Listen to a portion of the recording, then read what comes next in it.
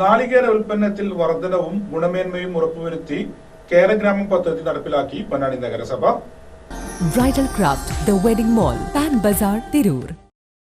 ഗുണമേന്മയുള്ള തേങ്ങ ഉൽപ്പാദിപ്പിച്ച് നല്ല രീതിയിലുള്ള വില കർഷകന് കിട്ടുകയും ചെയ്താൽ അത് കർഷകർക്കും നാടിനും സാമ്പത്തിക ഗുണം ചെയ്യുന്നു എന്ന തിരിച്ചറിവാണ് കേരഗ്രാമ പദ്ധതി നടപ്പിലാക്കാൻ നഗരസഭയ്ക്ക് പ്രചോദനമായത്. ഇത് സാധാരണക്കാരായ കൂലിത്തൊഴിലാളികൾക്ക് തൊഴിൽ ദിനങ്ങൾ കൂട്ടുകയും ഓരോ കുടുംബത്തിന്റെയും വരുമാന വർധനവിന് സഹായകരമാവുകയും ഉൽപാദനശേഷി നഷ്ടപ്പെട്ട തെങ്ങുകൾ വെട്ടിമാറ്റി നിലവാരമുള്ള തെങ്ങിൻ തൈകൾ വെച്ചുപിടിപ്പിക്കുക, ആവശ്യത്തിന് ജൈവവളം നൽകി കൃഷിയെ പരിപോഷിപ്പിക്കുക, 50% സബ്സിഡി നിരക്കിൽ മോട്ടോർ പമ്പ് സെറ്റുകൾ ലഭ്യമാക്കുക തുടങ്ങിയവ പദ്ധതിയുടെ ലക്ഷ്യമാണ്.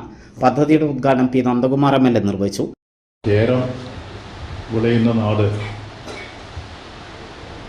അങ്ങനെ കേരളത്തിൻ്റെ പേര് വരാനുള്ള കാരണങ്ങളെ സംബന്ധിച്ചിടത്തോളം പല കഥകളും രചിക്കുന്നുണ്ടെങ്കിലും അടിസ്ഥാനപരമായിട്ട് കേരളത്തിൻ്റെ ഉൽപ്പന്നം ഈ നാട് എന്ന നിലയ്ക്കാണ്.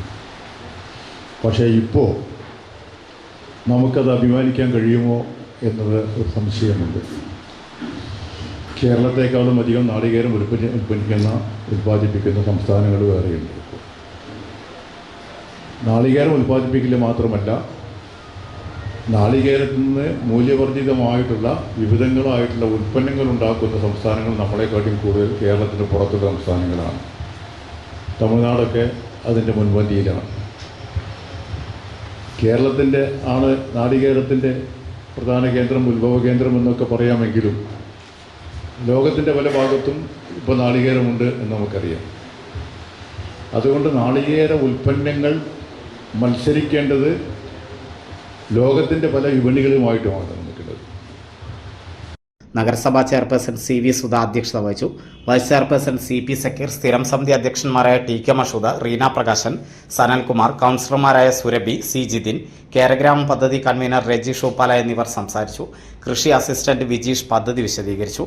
കേരള സംസ്ഥാന കാർഷിക വികസന കർഷകക്ഷേമ വകുപ്പിന്റെ സഹകരണത്തോടെയാണ് പദ്ധതി നടപ്പിലാക്കുന്നത്.